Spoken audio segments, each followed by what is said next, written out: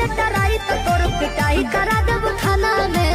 ओहू से नहीं संभाले ले लगे तो जहर मिला देब खाना में। भेजी पटन लोरे से बहुत रानी जोरे जोरे से आवे परी तोरा घोड़े से। बर्बादी होई बाकी शादी होई मोर तोरे से। बर्बादी होई